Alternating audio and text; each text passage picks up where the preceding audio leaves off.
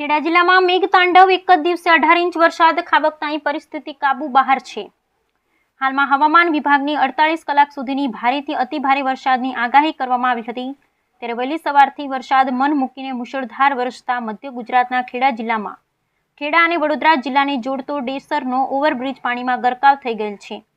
ખેડા જિલ્લામાં મેઘતાંડવ નડિયાદ પણ જળબંબાકાર। હવામાન વિભાગની આગાહીમાં સેઢી નદીનું પાણી ઓવરફ્લો થતાં એ પાણી ગામમાં વળેલ છે। મલકાણા નહેરનું પાણી એ પણ ખેડામાં વળેલ છે। સોઢા વણસોલનું તળાવ ફાટી ગયેલ। મહેમદાબાદે પણ પાણી ગામમાં વળેલ છે અને આ પાણી ગામમાં વળતા અને આના કારણે ઘણા ગામો સંપર્ક વિહોણા બની ગયેલ છે, જેવા કે વસો, ગલતેશ્વર, માતર, મહુધા, ખેડા, કઠલાલ, મહેમદાબાદ, ઠાસરા, કપડવંજ આ બધા ગામોમાં પાણી વધારે પડતું છે। નડિયાદમાં 50 થી વધુ પરિવારો નવા ગાજીપુરવાળા વિસ્તારમાં વરિયાળી માર્કેટમાં આશરો આપવામાં આવ્યો છે।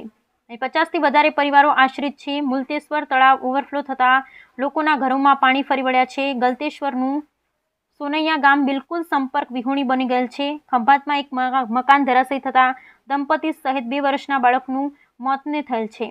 આવી કપરી પરિસ્થિતિમાં અહીંની સ્થાનિક સંસ્થાઓ, સસ્તા અનાજના દુકાનદારો તથા ગામના ગ્રામજનો આ સમયે જ જે પીડિત લોકો છે તેમના માટે જમવાનું, ફૂડ પેકેટ તથા રહેવાની સુવિધા ઉપલબ્ધ કરવામાં આવી છે।